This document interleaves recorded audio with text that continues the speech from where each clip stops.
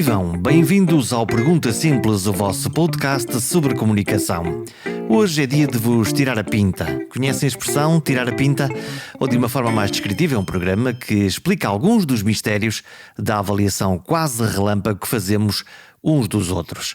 Por falar nisso e sabendo que todos os vossos conhecidos e amigos têm uma boa pinta e querem saber destas coisas da comunicação, queiram por favor partilhar o Pergunta Simples e assim ajudar-me a expandir a comunidade daqueles que adoram comunicar bem.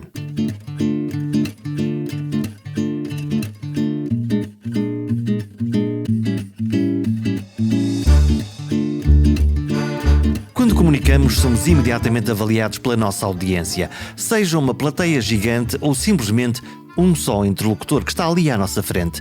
E comunicar não é um simples momento em que debitamos palavras ou que pensamos, falamos e escutamos à vez.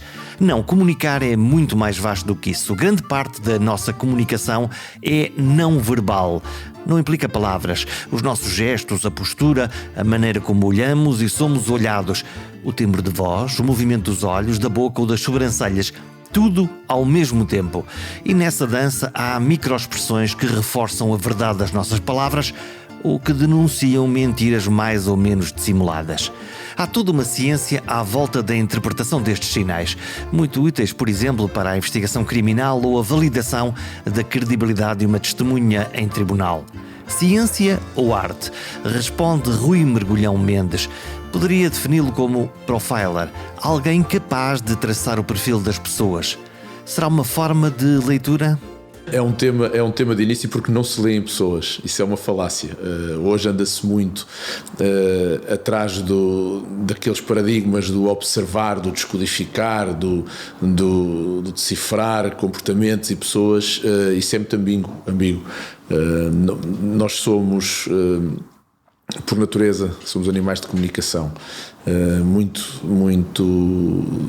treinados ancestralmente e biologicamente para nos defendermos de algumas questões, e muitas delas relacionadas com a ameaça, e de uma forma inata e sem grande tomada de consciência. Nós agimos e interpretamos sinais emitidos pelos outros. Portanto, a nossa leitura é uma leitura para nos proteger, para que algo de mal não nos possa acontecer. A nossa primeira grande reação quando nós tentamos uma interação com uma pessoa que não conhecemos tem muito de resposta da nossa segurança.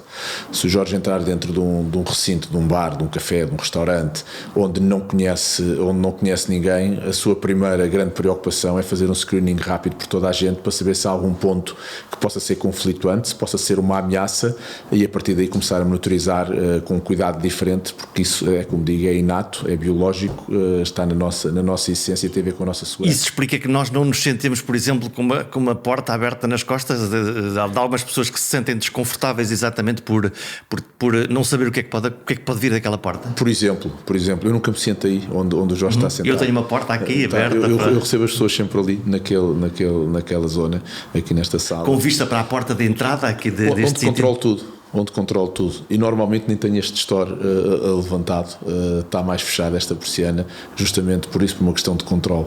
Eu sou convidado para ir a um restaurante e tiver um lugar de costas viradas para a porta da rua, pode ter a certeza que eu não meto para me sentar. Que mecanismo é esse? Completamente desconfortável. Há pessoas que reagem melhor a isso e que não se preocupam. Nem sequer pensam nisso? Nem sequer pensam nisso, se calhar, ou têm outros mecanismos. Eu sinto-me desconfortável, e quando me sinto desconfortável, não.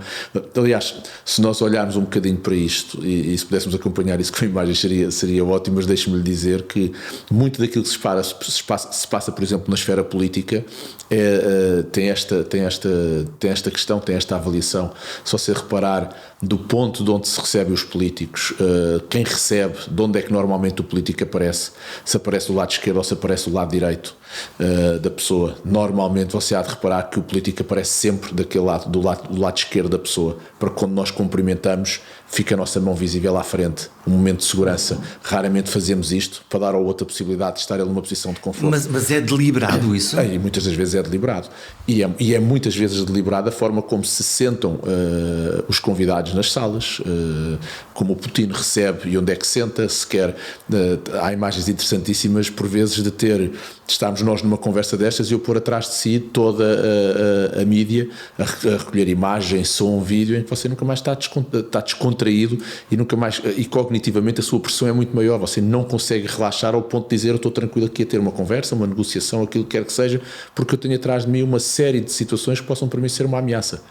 E isso não me liberta, se quisermos dizer, a minha capacidade total, se fôssemos falar de um ponto de vista de informática, não me liberta a minha memória total para eu cumprir aquela Temos tarefa. um pedacinho da nossa consciência ocupado com aquela câmara que nos está a olhar. Com os alertas. Neste caso, nós estamos a filmar também esta conversa e, portanto, esta conversa estando a ser filmada, ela ocupa um pedacinho do nosso pensamento. Num caso destes não me põe desconfortável. Agora, se eu estivesse atrás de mim, pessoas a filmarem-me com micros e com qualquer outro aparato do ponto de vista de mídia... E a pensar no impacto que podia ter, se estivesse a CNN ou a BBC aqui... Seria obviamente uma pressão muito maior? Depende da forma como nós nos preparamos para as coisas. É uma boa pergunta. Eu quando treino pessoas, há uma coisa que eu refiro inevitavelmente, que é a maior parte das pessoas preparam um PowerPoint, preparam a roupa, preparam o discurso, preparam as coisas todas que têm para dizer e esquecem-se de preparar como é que elas emocionalmente estão quando vão comunicar aquilo. Isso é a forma ou é por dentro? Não, isso é forma, isso tem que ser treino, a pessoa tem que perceber se está ou não capacitada naquele momento do ponto de vista emocional para dizer aquilo que vai dizer e qual é o impacto que vai ter aquilo que ele vai dizer nos outros. Há algum exemplo prático desse treino, dessa capacitação ou dessa consciência? Se há exemplos práticos. Sim. Dezenas, por exemplo, o Rui tem uma forte exposição mediática. Vê-lo muitas vezes na televisão, em vários canais, a fazer aquilo que chamamos o perfil de algum caso conhecido nomeadamente, e nós vamos falar sobre isso, deste caso deste aluno da Universidade de Lisboa que estava a planear alegadamente um atentado. Quero pôr a palavra alegadamente aqui porque eu tenho várias reflexões sobre isso. Quando o Rui diz, ok, tens aqui um slot na televisão para fazer um comentário, como é que é o processo mental? Como é que se prepara? Normalmente tento ir o mais bem preparado possível dentro daquilo que é a informação que eu tenho. Quer seja nas televisões, quer seja com jornalismo de investigação, em qualquer uma dessas situações, eu tento me preparar da melhor maneira possível para poder dar as melhores respostas possíveis. Agora, há momentos em que somos atraiçoados e calha-nos a todos. Deixa-me contar-lhe um episódio que muitas das vezes relato com toda a formação. Eu tinha feito pela primeira vez a avaliação da credibilidade de informação em tribunais, acho que na Europa. E quando fiz esse trabalho, ganhou ali algum mediatismo, tive algumas entrevistas nos jornais, e na altura a SIC e a SIC Notícias e o Canal Q, e já não me lembro mais, mas houve outros que me convidaram para ir falar. E a SIC Notícias disse-me, olha, seria interessante você trazer 3 ou 4 imagens, 3 ou 4 vídeos curtos que possam ilustrar aquilo que você está a falar para percebermos o que é isto de nós conseguirmos perceber através do corpo aquilo que possam ser as respostas emocionais dos outros. Não descodificar, ou seja, sim, descodificar, mas descodificar comportamentos, emoções, não descodificar o que a pessoa está a pensar. Isso não existe. Portanto, lá está a falácia, não conseguimos ler o outro, ir lá dentro à caixa dos pirulitos, tentar perceber o que é, mas conseguimos interpretar aquilo que são os gestos e as posturas? Nós conseguimos interpretar uma série de coisas do ponto de vista fisiológico, do ponto de vista comportamental, do ponto de vista da expressão facial da emoção, do ponto de vista da análise linguística, do ponto de vista da qualidade da voz. Nós conseguimos perceber uma série de estados, se quisermos, emocionais e como é que cognitivamente as pessoas estão a processar aquela informação. Não conseguimos nunca perceber o que é que a pessoa está a pensar. Isso não existe. Essa é a falácia. Essa é uma grande falácia. E depois a outra, que é a universalidade destas coisas. Cada um de nós tem um padrão de comunicação e temos que analisar primeiro qual é o comportamento base daquela pessoa para depois percebermos como é que ela se desvia relativamente a esse comportamento. Então aquela coisa de põe a mão no queixo, olha assim, usa um relógio que brilha. Isso é uma história, Hoje ouve-se muito essas histórias de tipificar pessoas por aquilo que elas usam. Tem sapatos bicudos, é egoísta. Tem 2 brincos, é possessiva. Tem um relógio que é digital, é porque é tecnológico. Isso são tretas. Isso vem de onde? Não sei, isso vem do mediatismo que as pessoas querem ter, a julgar que conseguem introduzir algumas coisas no âmbito da comunicação e da observação quando elas não existem. Portanto, estão a montar esse cavalo. Voltamos à televisão, voltamos à sua apresentação. Era aí que eu queria.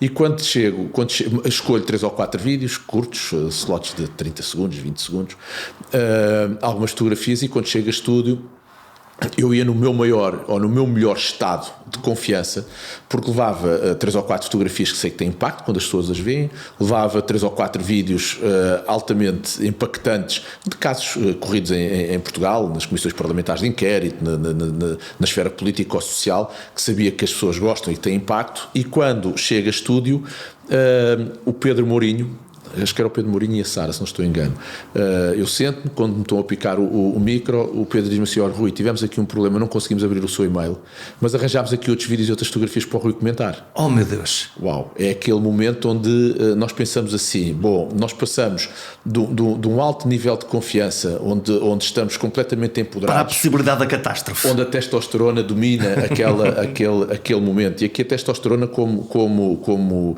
a hormona da competitividade, da agressividade, mas no bom sentido, aquela que nos empodera, e passa rapidamente para, se calhar, para elevados níveis de cortisol, sobre níveis de stress acelerados, a começar o meu corpo a dar uma série de sinais dessa mesma ansiedade. E aqui nós temos as duas vertentes do nosso sistema nervoso autónomo a trabalhar, o parasimpático e o simpático, um que nos permite agir e que nos dá todas estas alterações fisiológicas para nós conseguirmos lidar com aquela questão mais, ou com aquele elemento mais estressante, com aquele momento. Repare, quando nós somos expostos a um trigger qualquer que nos faz disparar emocionalmente, quer seja, por exemplo, o Jorge vir a conduzir e vir uma moto numa velocidade fora do normal na sua direção e que se assusta, nós ligamos logo tudo. O que o nosso sistema nervoso autónomo faz, a parte do simpático, é ativar uma série de estados que tem uma resposta fisiológica para o ajudar a preparar e a responder àquela situação. Isso permite-nos ser muito mais rápidos na resposta. Permite-nos ser muito mais eficientes na resposta. Por outro lado, deixamos de ter controlo quase sobre nós próprios, porque esse tipo de reações são muito de ação-reação. Isso é outra conversa e já lá podemos ir. Mas quando isto passa, nós temos o nosso sistema nervoso parasimpático que vem repor outra vez os níveis normais da transpiração, do batimento cardíaco, do fluxo sanguíneo, o sangue passa outra vez a ter a mesma espessura. É o nosso estabilizador. É o nosso estabilizador. Às vezes demora algum tempo. Em televisão nós não temos esse tempo. Não há. Então como é que alguém com experiência, que se preparou, que levou coisas que sabia que iam ter um determinado impacto, subitamente lhe puxa o tapete, neste caso a tecnologia, o e-mail, ou na vida mais comum daqueles que não aparecem regularmente na televisão, o raio do PowerPoint falhou, a impressora não imprimiu o papel que tinha que imprimir. Nós temos exatamente essa sensação. Temos e reagimos. Agora, aqui a questão é: ou estamos emocionalmente mais bem preparados para poder dizer assim, o que é que eu vou fazer neste momento, ou deixamos-nos tomar por aquele acontecimento que nos vai prejudicar em grande toda a nossa comunicação. Então, e na caixa de ferramentas foi à procura de que ferramentas? Na caixa das ferramentas fui à procura daquelas ferramentas que me sabem repor e que eu consigo repor facilmente. Naquele caso em concreto, há outros que não consigo, como é lógico, não sou um super-humano, mas como é que se faz? Como é que nós vamos partilhar aqui com as pessoas que nos naquele momento, olha, sigo um conselho de um PR muito interessante e com grandes trabalhos no nosso país, que me diz: Rui, quando estás perante um jornalista, eles podem perguntar o que tu quiseres, mas tu vais sempre responder aquilo que tu quiseres. Controle da mensagem. Exatamente. Ele pode vir perguntar o que é que acha sobre isto. Olha, acha a sua pergunta interessantíssima, mas eu gostava de... E começas a falar. Mas isso depois é um bocadinho bizarro, não é? Se não se fizer essa ligação, essa ponte entre o que é que o jornalista está a perguntar e aquilo que do que nós queremos falar. Sabe uma coisa? A grande maioria dos jornalistas está muito, mas muito mais mal preparado do que nós para fazer aquela entrevista. Porque nós sabemos do que vamos falar, eles não sabem do que vão perguntar. E se não são às vezes brifados cá fora... Isso é uma vantagem ou uma desvantagem? para nós, para mim, neste caso, acho que é uma vantagem. Já me tenho confrontado com situações em que chegamos por aí falar, eles vêm-nos fazer um briefing cá fora. Então, o que é que viu sobre este acontecimento? Vamos agora falar sobre isto. O Jorge entrega aqueles pontos que são os mais relevantes e eles pegam as entrevistas precisamente com esses pontos e devolvem parecendo que foram eles que determinaram aquilo, e nós ficamos às vezes sem nada interessante para dizer.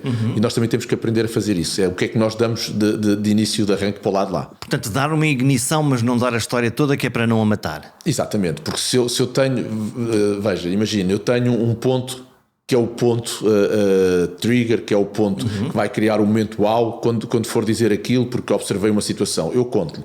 E o Jorge vem dizer, observámos nesta situação que aconteceu isto e vimos isto, não sei o que mais. Então diga lá. Então, exatamente, e você parece estar ali a dizer assim, agora vou dizer aquilo que o jornalista é um anticlímax. Me disse. Exatamente, não, então tudo bem, vamos falar. Isso também vem com o treino e vem com a experiência de nós participarmos nestas situações e nestes momentos. É dizer aquilo que achamos que devemos dizer, mas depois ficar com a mensagem que temos para dar, ser nós a dá-la. Então, alguém que o Rui treina e que vai amanhã à televisão, um dia importante, vai ao telejornal, vamos lá pôr já isto em grande, e que é alguém que é reconhecido na sua área, mas de todo não tem uma experiência mediática.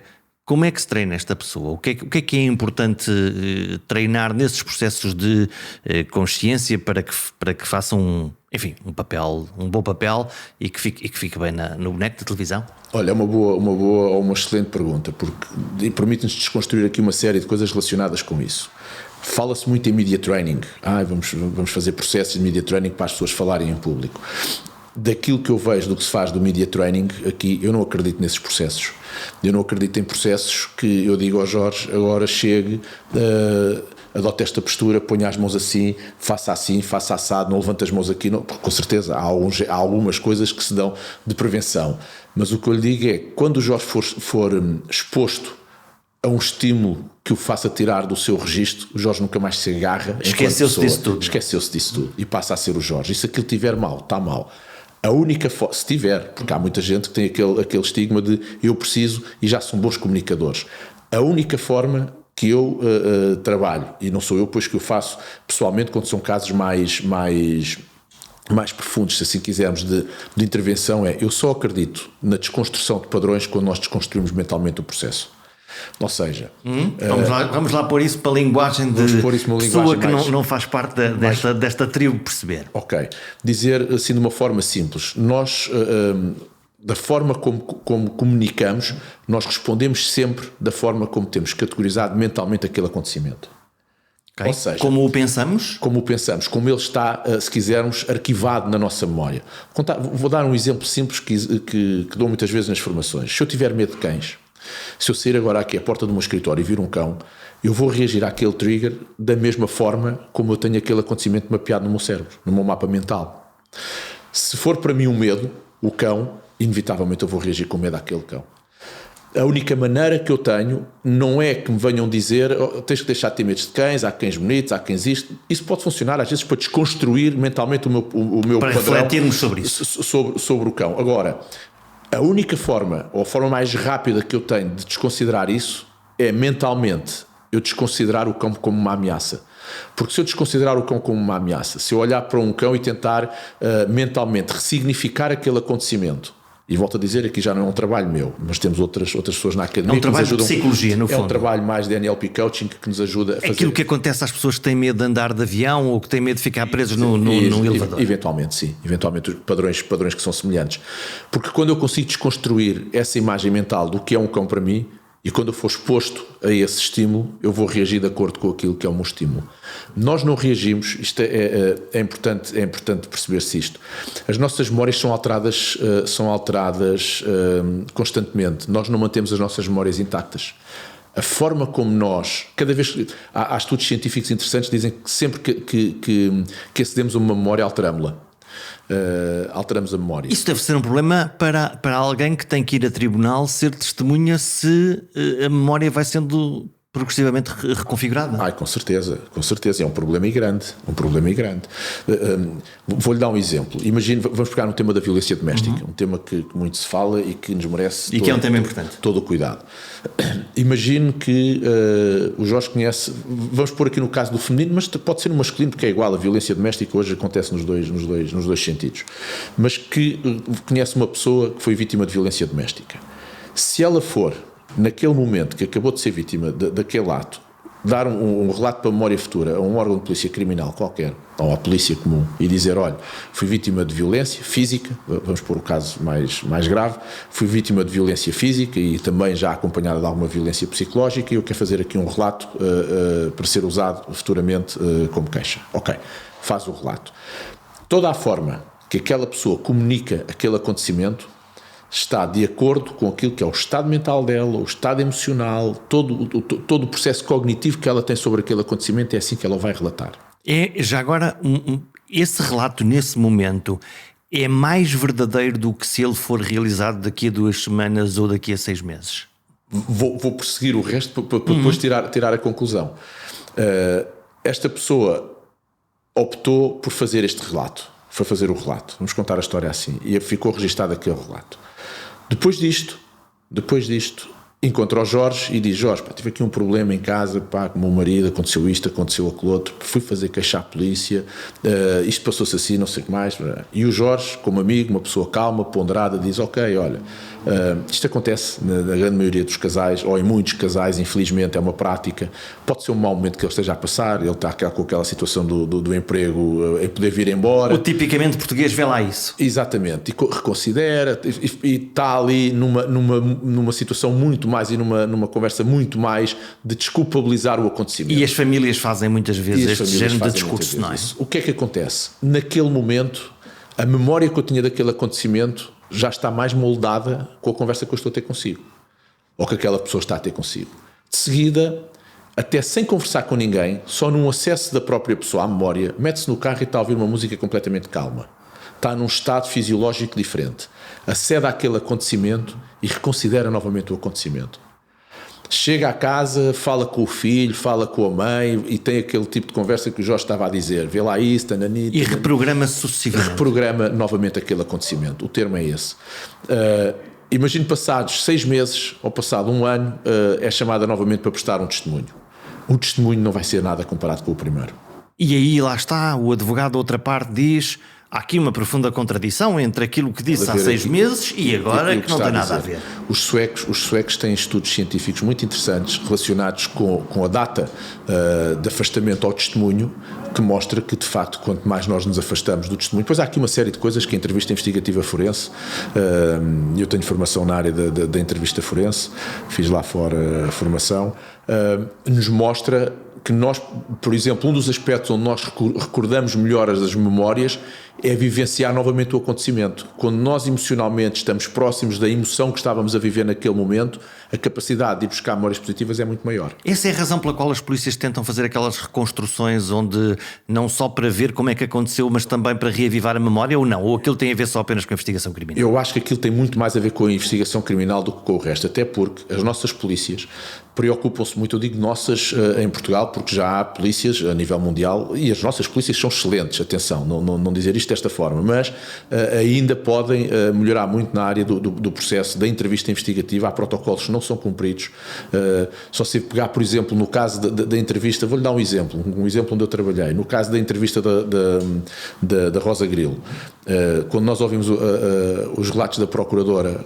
Rosa Grilo é a história de que assassinou o marido ciclista que desaparece, que tem um amante e que subitamente toda a gente anda à procura dele. E a polícia, quando começa a investigar e aponta e acusa quer a Rosa Grilo, quer o homem que estava com ela, que eles são os responsáveis por esta morte. Se ouvir a forma como ela é ouvida no Ministério Público, aquilo é um manual perfeito de como não se deve fazer.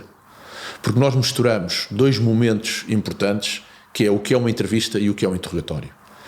E são formas completamente distintas. O que é uma coisa e o que é outra? Uma entrevista é quando eu quero colher a informação. E aí eu tenho que ter um protocolo muito próprio para ouvir e para recolher informação. Um interrogatório é quando eu vou partir para uma acusação, eu posso ter 100 suspeitos, ouço os 100 em entrevista, formulo todas as minhas hipóteses e tenho 3 suspeitos que vou levar para adiante, para interrogatório. Aqueles que eu vou interrogar, todo o protocolo é completamente diferente. É de verificação? Já é de acusatório, já é...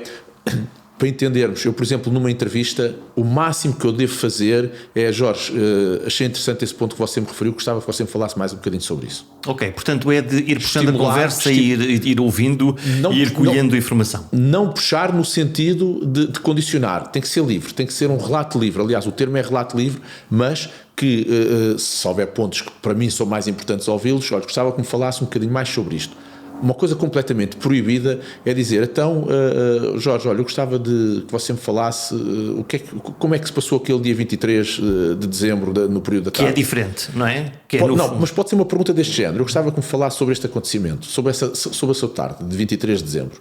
E o Jorge começa, porque eu levei o carro, saí de casa, pronto, você levou o carro que era para ir passar por casa do seu primo. Isto não existe. Isso é um condicionamento imediato. Certeza. Mas isso acontece no interrogatório? O interrogatório vai à procura de perceber incongruências? Ou... Não, no interrogatório é ao contrário. Eu no interrogatório já tenho que ter a fórmula toda ela já muito bem estruturada e eu só debito tudo aquilo que eu acho que eu só quero que você confesse. Aliás, há uma relação que se diz que na entrevista o suspeito fala 95% do entrevista e quem entrevista fala 5%, no interrogatório é ao contrário. O interrogador fala 95% do tempo e o interrogado só fala 5%. Portanto, a narrativa de um lado e do outro é completamente distinta. É controlado por quem está a prestar informações e, portanto, está a ser entrevistado, está a dizer coisas. Num interrogatório, a narrativa, a história é feita por quem está a liderar o interrogatório e espera apenas do outro lado que, no fundo, diga sim, eu estava ali, eu sim, eu matei, eu sim, eu fiz qualquer outra coisa. Exato. E até porque é assim... Quanto mais próximo, nós temos que perceber porque é que cognitivamente e porque é que da parte da gestão da emoção, porque é que as pessoas, isto aqui serve para interrogatórios da polícia, como serve para processos de liderança, como serve para chefias, é igual. Estamos a falar de ciências do comportamento humano. Quando é que a outra pessoa assume e aceita que cometeu o erro ou que cometeu o delito? Quanto mais próximo eu tiver da informação real daquilo que eu estou a narrar, mais fácil é para o Jorge assumir que de facto fez aquele delito. Se eu tiver a acusar o Jorge de ter feito um certo e determinado ato e toda a minha narrativa seja ainda divergente daquilo que foi a realidade, logo não faz sentido, que não lhe faça sentido, o Jorge vai ficar a saber, ele não sabe o que é que eu fiz, eu não vou assumir. Agora, se eu chegar ao pé de si e disser foi isto assim, o Jorge fez isto, por isto, naquele dia depois saiu para ali, foi ali, foi lá, se o Jorge disser assim, caramba, este fulano sabe tudo aquilo que se passou comigo, apanhou-me, eu não tenho. Depois há aqui uma série de técnicas que as polícias utilizam do ponto de vista da pressão cognitiva para levar à aceitação emocional, para levar à aceitação dos Mas isso fatos. Pode fazer sentido partindo do princípio da boa-fé e de que a investigação foi corretamente feita e, portanto, nesse momento de acusação, no fundo a história está contada e é apenas mais um passo de investigação. E quando a história é muito duvidosa ou não há provas e há exatamente essa pressão de interrogatório sobre pessoas que afinal a história não era bem aquela. Isso leva-nos aqui a outras questões. Porque no caso do criminoso, eu acho que ninguém tem dúvidas que o processo funcionará. Há momentos em que se calhar isto não é tão branco e preto? Não, exatamente. E quando não é tão branco e preto, e quando não sabe a história, e quando não sabe na realidade o que se passou, e quando muitas das vezes, e nós temos a justiça, não falo na nossa em Portugal, mas a nível mundial, nós temos a justiça inquinada com uma série de erros. Os Estados Unidos, por exemplo, até muito recentemente, não sei se ainda mantém neste momento, estou um bocadinho mais desligado, mas aqui há 3 anos atrás, os Estados Unidos utilizavam uma técnica de entrevista completamente, como é que eu vou dizer, tendenciosa, no sentido de que as pessoas criassem falsas informações para eles obterem falsas confirmações, mas para obterem confirmações.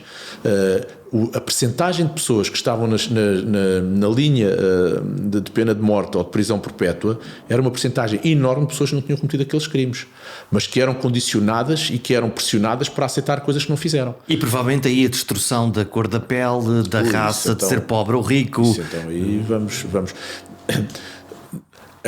Há uma questão interessante que tem a ver com a percepção e tem a ver com a neuropercepção, e nós somos altamente pressionados, se quisermos, para, através da face, também através da voz, mas muito da face, de nós fazermos expectativas de possíveis traços de personalidade e de comportamento dos outros. Alguém entrar numa sala e nós olhamos e não tem mesmo cara de culpado? Completamente.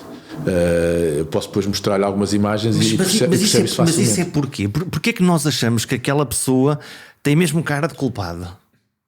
O Todorov diz que nós demoramos cerca de 100 milissegundos a inferir um comportamento numa face vista pela primeira vez. Isso é nada. Isso é nada. Portanto, isso é um décimo de um segundo. É um décimo de um segundo. Como é que o processo se passa? Eu vou dizer isto de um ponto de vista de uma metáfora para se perceber. Isto é como se eu tivesse aqui um software a gerir um grande hardware que é o meu cérebro, e o que eu faço quando vejo a sua face é eu venho à minha base de dados e vou comparar a sua cara naquela minha base de dados. Espero que apareçam pessoas interessantes e que não tenham ar de criminoso. E vem àquela base de dados, e consoante o matching que eu faço da sua face com aquela minha base de dados, eu vou gerir uma expectativa e um comportamento. Aplica umas formas. Esta pessoa com este padrão tem que acaba aqui igual a outra. Exatamente. Para mim esta pessoa é isto. Depois, como animais teimosos que somos... Isto não se chama preconceito?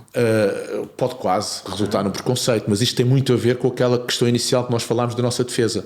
É de nós começarmos a tipificar quem é esta pessoa que está aqui à minha frente. E porque não temos tempo de fazer isso de outra maneira, de pensar cada pessoa que vemos, Isso agora levava-nos para outra questão, que é se as decisões que nós tomássemos, no nosso ponto de vista cognitivo, tivessem que ter um processo de decisão consciente, nós chegávamos a meio da manhã estourados do ponto de vista mental. Então como é que o fazemos? Emocionalmente? Não, nós tomamos grande, porque muitas das, aquilo que em psicologia se chama o sistema 1 e o sistema 2, nós tratamos muita informação com pressupostos, aquilo que se chamam heurísticas, que nos ajudam, são processos cognitivos que nos ajudam a tomar decisões racionais sem esforço. E quando nós fazemos isto, estamos de facto a condicionar ou a tomar decisões sobre alguns aspectos que nós não controlamos. Depois, eu ia dizer, e como somos teimosos, se a sua face me vier aqui à minha base de dados e retomar uma informação a dizer que o Jorge é uma pessoa teimosa, por exemplo, este fulano é teimoso, isso vai ser complicado para mim gerir este processo. Eu posso ter ali 100 pontos de análise que faço do Jorge, onde o Jorge nunca mostrou nada que tivesse sido relacionado com teimoso, mas no momento em que fizer no 99º ponto vai encontrar não sei avaliação, quantos. eu encontro e disse, eu sabia que ele era assim, e aquilo vem validar e vem dar força à minha expectativa inicial. Quando nós fazemos, eu quando lhe disse aquele trabalho, já nem me lembrava disso, já foi feito há uns anos, mas quando falei naquele trabalho que fiz com a avaliação dos testemunhos no caso do Monte Pio, aquilo que para mim foi muito importante e interessante fazer não foi só ouvir os testemunhos daquelas pessoas que por lá passaram, mas foi perceber também qual é a adaptação e como é que o juiz se adapta a cada testemunha que lá está sentada. E nós não somos todos iguais. Portanto, o próprio juiz, como qualquer ser humano, também vai mudando a sua percepção sobre a realidade. Se você perguntar isto a um juiz, ele diz que não. Claro, ele diz que decide sobre factos. É o que eles dizem. Decidem sobre factos. Mas isso não é possível, não é? Eu não acredito que seja possível. Nós temos sempre um enviesamento grande sobre aquilo que é a estrutura toda do comportamento, para além de, naqueles casos mais mediáticos, nós... por exemplo, voltando aqui ao caso da Rosa Grilo. A Rosa Grilo, quando foi para julgamento, portanto, já estava mais do que condenada na praça pública. Portanto, aquilo já... A voz pública era de condenação. Completamente. Depois houve um coletivo de juízes que funciona de forma completamente diferente do que se passa lá fora, a forma para dar o parecer. Mas a condicionante está toda estabelecida. Quando nós olhamos para casos como o Pedro Dias, quando nós olhamos para casos, por exemplo, um caso de trabalho como os gêmeos iraquianos, por exemplo, vou-lhe falar nestes dois casos, Pedro Dias e gêmeos iraquianos. Quando nós vamos ver aquelas entrevistas em televisão, e nós dizemos assim, ok... Vamos recordar o caso de Pedro Dias, é o homem que foge... De Guiar da Beira, que é conhecido pelo piloto, que mata o GNR e que mata um casal. E que anda fugido durante muito tempo e que depois percebemos que ele tem ajudas na comunidade que lhe permitem escapar, e depois o caso termina, o momento menos um, é quando ele dá uma entrevista à televisão explicando quando ele aparece com uma jornalista e com a advogada. Agora eu pergunto quem é que acredita que aquela entrevista não está preparada? Quem é que acredita que as perguntas não estão negociadas? Quem é que acredita que o Pedro Dias não tinha sido brifado para fazer aquele tipo já de informação? Portanto, alguém acredita nisso? Eu acho que é difícil a maioria dos portugueses perceberem que o Pedro Dias foi ali sem treino no sentido de dizer o que é que vai ser perguntado e o que é que tu vais responder. Foi um processo em que...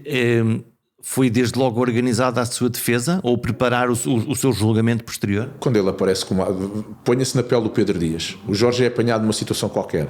Aparece com a sua advogada para dar uma entrevista. Portanto, a advogada não brifou o Jorge? Naturalmente, sim. Com certeza. Sim. Olha, vai acontecer isto, vão perguntar isto, você vai responder. Sim, há perguntas que são óbvias de fazer, óbvias, não é? O que é que fez, porque é que fez. Mas que a resposta depois é consentânea com aquilo que ele é brifado anteriormente. Não fala sobre isto, não dá informação sobre aquilo outro. Agora, o que é que isso acontece? Acontece que nós pomos automaticamente aquele chip de olhar para o Pedro Dias e perceber o que é que ali vem. Deixa-me contar uma coisa interessante relativamente a isto. Quando nós olhamos para o testemunho do Pedro Dias, eu fiz na altura a avaliação daquela entrevista e tive várias pessoas a perguntarem-me. Eu agora estive a ouvir a entrevista dele, mas tu achas mesmo que o homem foi capaz de fazer aquilo? Ele parecia uma pessoa tão serena, ele pareceu-me isto, ele pareceu-me aquilo, ele pareceu-me aquilo outro. E eu digo assim, bom, como é que se explica depois assim, em curto espaço de tempo, que pessoas que possam sofrer de alguns transtornos ou de algumas perturbações, como possam ser a psicopatia, como possam ser o autismo, como possam ser a esquizofrenia, como possam ser alguns de transtornos desse género, não respondem como nós. Emocionalmente eles não respondem. Tem padrões diferentes de resposta. Completamente.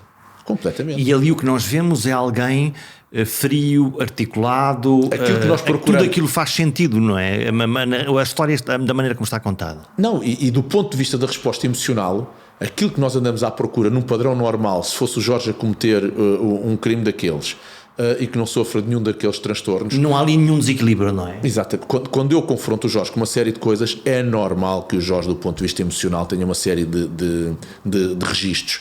Se sofrer desses transtornos, esses registros não acontecem. Por exemplo, num psicopata não tem remorsos.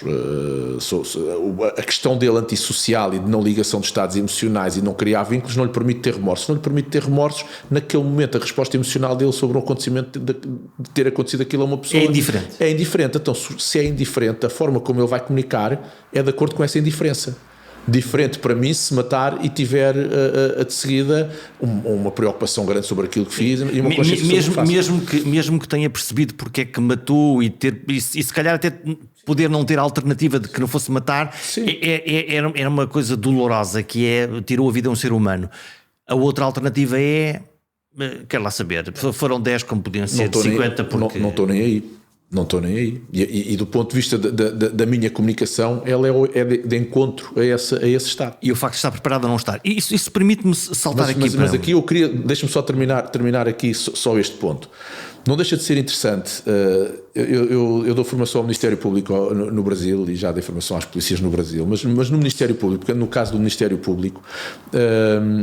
recentemente deram cerca de 300 pessoas em duas, portanto tinha uma amostra de 600, e quando mostro a fotografia do Pedro Dias e pergunto, quando estamos a falar de neuropercepção da face, o que é que aquela face lhes indicia a pessoas que não conheciam o Pedro Dias. Que não conheciam o Pedro Dias. E então, tenho curiosidade. Uma pessoa num momento de angústia, de tristeza, de pena, eu ponho um vídeo do Pedro Dias a passar sem som e pergunto o que é que vos induz isto.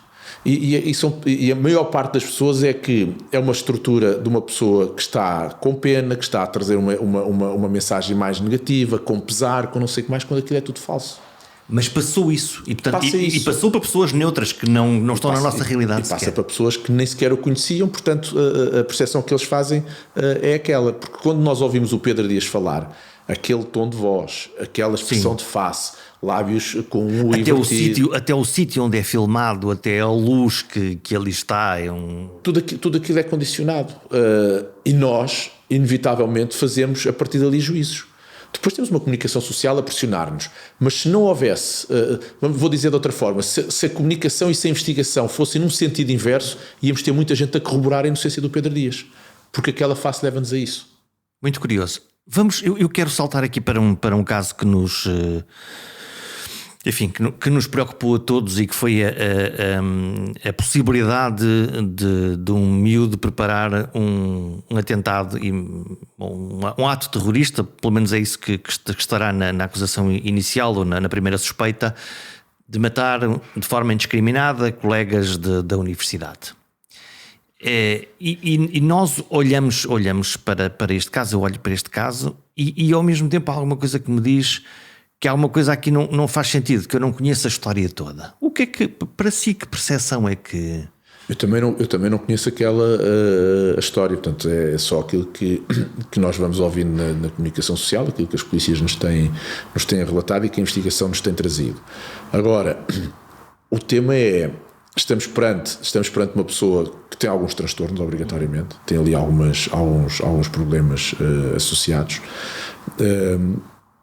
O jornalista perguntava-me na altura, já não me recordo se na SIC, se na TVI, o que era aquele padrão. Quão a sério é que nós temos que levar isto? Isto é... Eu acho que tem que se levar a sério. Portanto, faz sentido com aquele perfil que possa ser alguém que efetivamente pensou, planeou e poderia de facto executar um atentado. Eu acho que o planeamento... Um atentado. Vamos lá ver. Hoje sabe-se que ele tinha, ou padecia, ou padece do síndrome de Asperger. Agora, uma característica também hoje muito relacionada ao autismo. Acho que inclusive hoje está dentro do que é o autismo. Quando nós olhamos, para um perfil, e agora vou pôr isto de parte, se de facto ele é autista, ou se é psicopata, ou se é narcisista, ou se é maquiavélico, o que for. Vou pôr essa questão de parte. Mas quando nós olhamos para um perfil, e quando tentamos perceber o que é aquela pessoa, se eu tivesse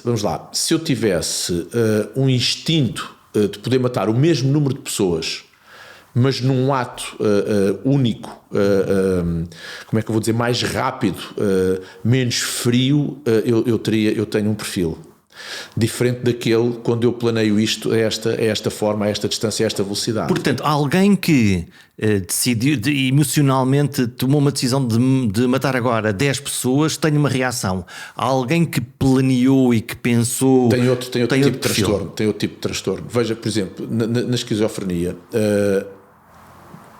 há muito registro de que eu ouvi uma voz, fui comandado por alguém. Alguém me mandou fazer. Alguém me mandou fazer. Se você me perguntar, eu nem sei onde é que estava, eu nem sei como é que fui para ali. Eu fiz isto, mas eu nem sei o porquê disto. Portanto, esse é um padrão.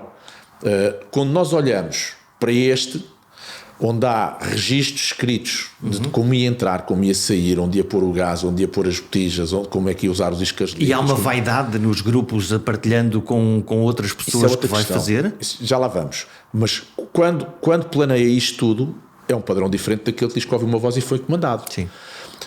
Quando você vê alguém que põe uma bomba, o Jorge agora está num caso extremo de descontrole emocional por um acontecimento qualquer que aconteceu com o chefe, com a mulher, com o filho, com o que quer que seja, e quer criar uma vingança. Agarra e dá um tiro. Ok, é mau, há uma preparação, teve que ser preparado para aquilo, é um registro. Ok, é um padrão. Quando nós planeamos um ataque onde é posto um gás, é criado o pânico para as pessoas saírem numa direção e vou com facas matar 10, 20, 30, 40 aqueles que eu conseguir, é um outro padrão.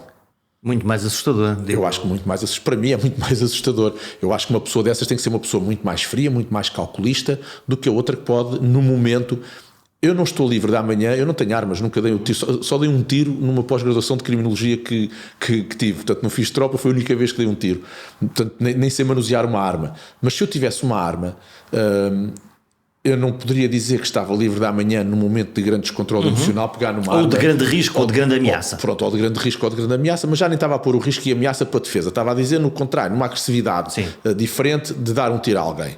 Acho que qualquer um pode, num momento mais louco, mais quente, poder fazê-lo. Poder fazê-lo. Acho que é completamente diferente eu de seguir a dizer assim, friamente, pensar, o Jorge fez-me isto, eu não lhe vou dar um tiro, eu vou chamá-lo, eu vou-lhe fazer isto, vou-lhe fazer aquilo outro, e friamente... Uma premeditação matar com frieza, com calculismo, com tudo isso, são padrões diferentes, e esses padrões têm que ser determinados. Então, neste caso concreto, a Polícia Judiciária decidiu tornar o acontecimento público. Esse é outro tema. E eu fiquei a pensar assim, bom, não na ação, eles tinham uma suspeita, tinham informação e portanto fizeram aquilo, e fizeram muito bem, fizeram aquilo que é suposto fazer, que foi impedir que acontecesse uma catástrofe, uma desgraça, mas tornar público não pode animar pessoas com o mesmo tipo de perfil a dizer, afinal isto pode-se fazer. As opiniões divergem nesse capítulo. O José Alberto Carvalho tinha-me perguntado, acho que até em off, não sei se depois perguntou em direto, se a questão do mimetismo poderia ser aqui um tema. Como há no caso dos suicídios, por exemplo. Como há no caso dos suicídios. Eu acho que foi em off a pergunta. Até porque eu recordo-me lhe ter dado a resposta da Ponte 25 de Abril. Sabe quantas pessoas tentam suicidar por ano na Ponte de 25 de Abril? Entre pessoas que se atiram de facto e aqueles que param o carro e ensaiam, e aqueles que vão até à beira e são resgatados há uma força de intervenção rápida na Ponte 25 de Abril. Ou alguém que parou o carro e que conseguiu parar. Ou alguém que vinha atrás e conseguiu. Sabe qual é a média? Se não estou em engano, nos últimos relatórios dava quase uma por dia. Mas praticamente não se fala sobre isso ainda bem. Porquê? Para não estimular a que aquilo aconteça. Eu, quando vejo os fogos, nas épocas dos fogos, há sempre uma coisa que a mim me irrita imenso: é porque é que as televisões difundem aquilo? Porque é que as televisões vão dar... Porque são televisões. Pronto, mas porque é que vão dar a informação que sabem que os pirómanos rapidamente aquilo para eles é alimento? Porque é que há um fascínio na luz do fogo. Porque é que o vão fazer? Eu ouvi com atenção a doutora Maria José Morgado a falar sobre o tema, a dizer que foi bem ter sido noticiado e ter ganho como é que se diz, esta dimensão, porque mostra aos outros que possam querer fazer, que a polícia consegue intervir e apanhá-los. Eu acho que o risco de mostrar aos outros que se possam fazer também é grande, e eu não sei... não lhe consigo dizer, eu não tenho informação para dizer sim ou não. Eu acho que no momento daqueles, se calhar teria primeiro, com algum calculismo, não difundido a informação, suportado, e depois... Até porque depois nós conhecemos os pormenores, não é? Exatamente. Depois conhecemos como é que foi feito, como é que foi planeado, que armas é que lá qual estavam, qual era o sítio, como é que era. Como é que era, que distúrbios é que aquela pessoa tinha, o que é que aconteceu. E acho que então, depois de tudo isso, se quiserem dar uma notícia podem dá-la, mas sem... Ouça, nós estivemos bombardeados durante 3 dias, onde a comunicação social não dizia mais nada. Nós ouvimos, e eu incluo nesse leque, onde se vai às televisões falar de tudo sobre aqueles acontecimentos veja, a mim pedem-me para vir falar num caso mais abstrato. Eu disse, ouça, eu não posso ir falar de um caso de uma pessoa que eu não conheço. Mas está bem, mas se nos conseguir falar do que é o perfil, por exemplo, de um psicopata, ou que é o perfil de um autista, ou que é um perfil de um narcisista. A imprensa escolheu já um perfil antes de saber qualquer coisa sobre aquilo? Não, a imprensa já vai atrás de algum sensacionalismo para conseguir ter share e para conseguir ter... E ao mesmo tempo vimos todos uma entrevista que a mim me irritou pessoalmente, que é a entrevista ao avô daquele miúdo. Depois não há escrúpulos nesse aspecto. Completamente... aquele homem está nu em câmara, está... Já um homem que vive numa aldeia, se calhar nunca viu uma câmara à frente dele, nunca viu um jornalista, acontece-lhe um tema daqueles, quando ele começa a dizer o meu neto é uma pessoa estranha, é uma pessoa que se diz assim, bom, este avô, sem ter noção do que está a dizer, pode estar aqui a condicionar imenso ou potenciar um certo tipo de encaminhamento das coisas quando elas não têm que acontecer. Mas isso é assim, Jorge, eu Eu vejo jornalistas que infelizmente passam por situações dolorosas, por todos nós na vida passamos. Quando lhes toca a eles em particular, dizem que querem respeito e querem recato, e que têm direito a ter o luto na reserva e na privacidade. Mas quando são com os outros, as coisas não se passam dessa forma. Estamos numa sociedade voyeur. Uma consciência completamente diferente. Agora com as redes sociais ainda mais? Eu acho que isto ganha uma dimensão. A velocidade a que a informação chega hoje é brutal. É brutal. O acontecimento dá-se e passado 2 minutos, seja em que sítio do globo for, está massificado. Está no nosso telemóvel. Está no nosso telemóvel. Há não sei quantas críticas, há não sei quantas redes a disparar para tudo quanto é possível. Os algoritmos potenciam isso, a informação ganha dinâmica, as pessoas leem e então ainda se amplifica muito mais. Hoje é altamente problemático este tipo de situações. Bom, nós estamos já sobre o nosso tempo, mas até porque o tempo é disso. Está escolhida uma maioria absoluta. Vi-o fazer a análise dos debates dos principais candidatos à próxima à eleição que agora está fechada e eu olho para 2 personalidades que podem ser perfis dos próximos tempos. O primeiro-ministro, obviamente, António Costa, e, se me permite, um outro perfil que é o perfil de Ventura do Chega. É possível olhar para estes 2 perfis? Imagino que muito do debate parlamentar vá ser centrado nestes 2 homens. Eu antes disso gostava de voltar um bocadinho antes, que prende-se da forma como nós escolhemos. E se me perguntassem, não tenho nenhuma varinha mágica nem nenhuma bola de cristal, mas se me perguntassem se o Rui Rio iria ser o próximo primeiro-ministro, acho que não. Porquê? Porque acho que a imagem do Rui Rio e a forma toda de comunicar do Rui Rio não impacta naquilo que a maior parte das pessoas decidem. Isso conta no voto? Claro que conta.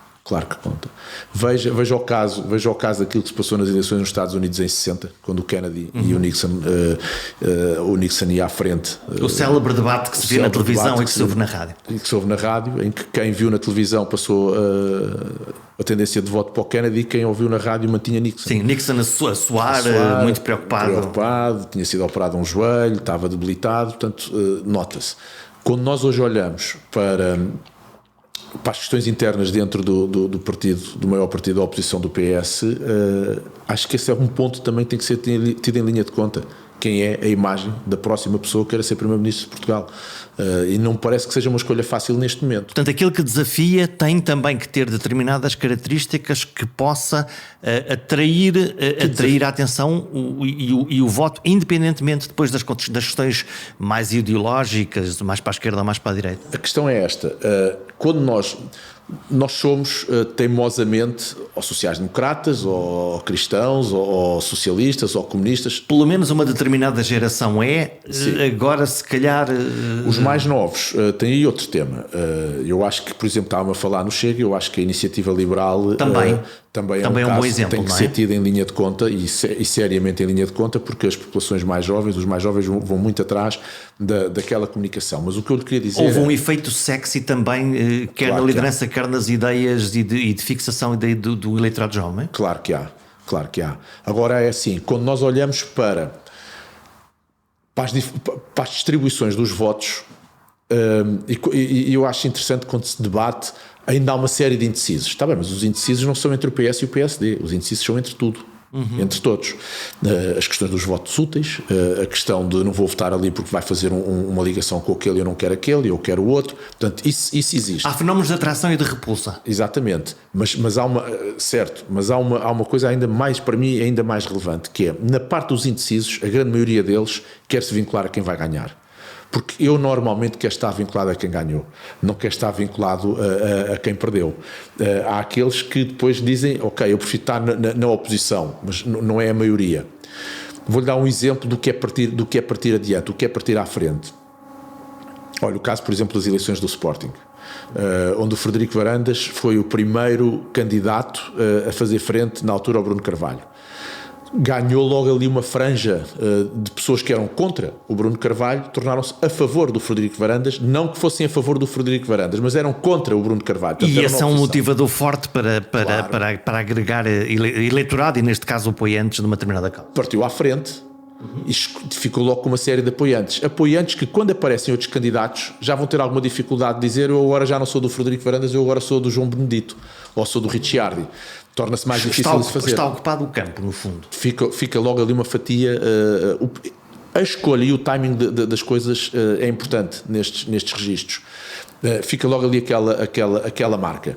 Tanto que, quando nós depois vamos analisar todo o resto, as eleições correram bem, do ponto de vista. Eu não sou sportinguista, portanto posso falar disto livremente. Correram bem, mas curiosamente tivemos uma pessoa mais votada que não ganhou as eleições. O João Benedito teve mais pessoas a votar nele do que a votar Só que depois os clubes de futebol têm uma distribuição curiosa de votos, os mais velhos têm mais votos. Não sei o que mais, mas não deixa. Eu, quando me perguntaram quem é que ganhava, eu dizia ao João Benedito: tem tudo para ganhar aquelas eleições, porque do ponto de vista da comunicação, sabe falar, sabe pausar, sabe rir, sabe entoar a voz, sabe fazer aquele processo todo. Falhou foi o timing antes. Se calhar falhou o timing. Ele, se tem aparecido primeiro, tenho quase a certeza que tinha ganho aquelas eleições ao Sporting. Mas depois também temos que perceber que o facto daquela face ser uma face mais infantil ou menos madura do que a do Frederico Varandas Também conta. também condiciona e pode condicionar naquelas expectativas ou nas expectativas das pessoas que entendem que a idade também tem que ser um fator preponderante, independentemente de conhecerem os projetos, porque quando nós olhamos para isto e vamos ouvir as pessoas, nós não conhecemos os projetos das pessoas. Se você fizer uma escolha séria, ninguém leu. Se você for perguntar às pessoas porque é que votaram António Costa, ou porque é que votaram Rio, ou porque é que votaram no Chega... Votamos pelo valor facial? Votamos muito... Primeiro votamos porque somos grupo de pertença. Nós somos daqueles ou dos outros e, portanto, vamos Ainda lá. Há muito isso. É uma lógica de tribo. Acho que essa é uma perspectiva ainda muito, muito grande. Se for perguntar, a maior parte das pessoas não faz a mínima ideia qual é o programa de cada um destes partidos. Mas é a minha tribo ou outra tribo e, portanto, eu vou com na eles. pessoa. Depois Confio ou não confio? Confio ou não, é confiável ou não é confiável? Induz-me ou não induz-me certos e determinados estímulos, estados, e depois vamos atrás disso. Isso acontece em qualquer líder, seja partidário, seja no clube de futebol, seja numa empresa. Seja numa empresa. As lideranças nas organizações, quando nós falamos em processos de comunicação e de liderança nas organizações, quando chego e sou desafiado e estou perante certos e determinados tipos de líderes, eu às vezes digo: isto vai ser difícil porque esta pessoa não tem aquele carisma. Que líderes são esses? O que é isso desse carisma? De como é que ele vai gerir? Ou podemos ver positivamente, como é que é um líder que tenha isso para depois perceber o que é que são aqueles que não têm? Olha, isto levava-nos aqui a uma conversa de mais um par de horas, quer dizer assim... Eu ainda gostava de fazer esse exercício, ainda não tive tempo de me debruçar sobre isso, pode ser que um dia consiga, que é, quando nós olhamos, não para um job description, mas para um job emotional behavior, se quisermos. Comportamento emocional versus características que tu deves ter para um determinado trabalho. Exato, e quando nós começamos a ver, se calhar, nós construímos perfis que andam de pessoas com escalas de psicopatia grandes, que andam que pontuam grande em escalas de psicopatia, que pontuam grande em escalas de autismo, que pontuam grande em escalas de narcisismo, e que nós definimos o perfil. Então, mas porquê que essas pessoas têm sucesso? Isso é quase um contrassenso? Não é? Não, porque há pessoas... Isso não tem nada a ver com inteligência ou com capacidade. Não tem nada a ver com inteligência. Tem a ver com emoções. Não. E com processo cognitivo. Por exemplo, um psicopata não tem em nada o seu processo cognitivo alterado. Tem o processo emocional, mas cognitivamente é uma pessoa completamente capaz. Portanto, decide bem, pensa bem, mas no fundo quer lá saber dos outros. Quer lá saber das pessoas. Estou a exagerar. Não pode ser assim com essa leviandade, mas Sim. O processo de vínculo emocional dele não se estabelece como o nosso. Mas o processo cognitivo não está minimamente comprometido nem alterado. Depois dizemos assim, queremos uma pessoa que seja fria a analisar, que seja isto, que seja... Nós é que determinamos o perfil e depois... A dados momentos dizemos assim, isto correu mal porque esta pessoa fez isto, está bem, mas nós é que terminámos aquele tipo de perfil, nós não conseguimos ir buscar. Nós escolhemos este. Nós escolhemos, nós é que os escolhemos. E não deixa de ser interessante que a população mundial, nós temos cerca de 1 a 3% de, por exemplo, psicopatas na população mundial. E quando nós vamos ver em cargos de liderança e desfias, Temos muita gente com perfis altos a pontuar alto. Com determinadas características que têm isso? Que tem isso, com certeza. Então, e de autismo. Então, isso, para isto ser um bocadinho mais saudável... Isto não é uma questão binária. Sim. Isto não é uma questão claro. binária. Há gradientes de branco até preto. Então, isso significa que no processo de escolha de altos quadros, de potenciais lideranças, nós não estamos a fazer as melhores escolhas? Podemos não estar. Hoje acho que os assessments são diferentes. Mas se for perguntar, é este exercício que eu ainda não fiz e gostava de fazer. Se eu fosse perguntar a uma organização, mas volto a dizer, hoje há um aspecto muito relacionado com a questão do processo emocional muito grande. Nós sabemos, por exemplo, a McKinsey tem um estudo interessantíssimo que diz que as competências emocionais vão fazer a diferença nos profissionais do futuro e que vão ser essas competências que vão permitir que as pessoas passem do primeiro e do segundo quintil para o quinto quintil no que diz respeito a remunerações, por exemplo, e de posicionamentos dentro das organizações. Não são mais as hard skills, são as soft skills, e as emocionais são aquelas que vão fazer parte, ou seja, o paradigma mudou um bocadinho. Mas se nós recuássemos aqui há alguns anos e fôssemos inquirir nas grandes companhias quais eram as características que queriam para um líder ou para um chefe de departamento, se calhar se nós fôssemos pegar naquelas características e pô-las numa escala do narcisismo ou do maquiavelismo ou do autismo ou da psicopatia, essas pessoas pontuavam alto nessas escalas. Depois não podemos ficar admirados é quando existem alguns tipos de comportamentos nós dizermos surpreendeu-me. Não surpreendeu, nós é que os escolhemos. Nós é que os escolhemos. E, portanto, se escolhemos isto, significa que temos aquilo. Então... Não podemos querer o melhor dos dois mundos. Eu não posso querer uma pessoa que seja fria do ponto de vista de decisão, porque preciso que uma pessoa seja muito racional e muito fria e nada emocional na decisão, porque a emocionalidade pode prejudicar. Não posso depois querer que essa pessoa, quando se vai relacionar com os seus subordinados, seja uma pessoa altamente emocional e com muita compaixão. Percebe? Porque isso depois não existe. Eu acho que não existe. Nós é que determinamos esses perfis e depois isso acabam por ser muitas das vezes os resultados daquilo que são as comunicações internas, quando são desenhadas internamente aquilo que nós queremos para uma organização. Eu gostava de ter uma organização assim, onde houvesse, hoje fala-se muito do amor companheiro, quase uma nova emoção dentro das organizações, que é nós tratar-nos todos com grande deferimento e ajuda e entreajuda, e queremos isto e queremos... Ok, achamos tudo isso tudo muito giro, achamos interessantíssimo a Google, a Amazon e muitas já empresas nacionais terem as mesas de ping-pong, as mesas de bilhar, os matraquilhos, para os trabalhadores fazerem pausas, fazer isto, fazer aquilo, mas eu depois pergunto qual é a camada e a percentagem de gente que emocionalmente consegue interpretar aquilo que lhe está a ser dado para rentabilizar o seu posto de trabalho, ou se só olha para aquilo no direito e naquilo que é um direito assistido e depois esquece todo o resto. Portanto, nós temos que perceber o que é que a organização comporta, quais são as pessoas que lá estão e como é que isto se joga num todo. E esse acho que é um desafio que nós estamos a viver hoje em dia nas organizações, porque está tudo muito a mudar, até porque, e voltar aqui um bocadinho mais atrás, estas novas gerações, os Zs, os Millennials, são pessoas... com uma estrutura completamente diferente daquela que é a nossa e a minha, que sou mais velho que o Jorge. E vão forçar isso? Vão obrigatoriamente forçar isso. Eu aqui há um tempo, e sem falar em nome de organizações, estava numa grande organização, num banco internacional, em que a diretora da RH me dizia, mas com que leviandade é que me chega um miúdo, isto é conversa de meu pai uns 4, 5 anos, mas isto ficou registado, me chega aqui um miúdo, mete os pés aqui dentro de uma organização como esta e que me diz, mas espera lá, eu à sexta-feira tenho que ser às 4 da tarde porque estou inscrito nos torneios de pádel.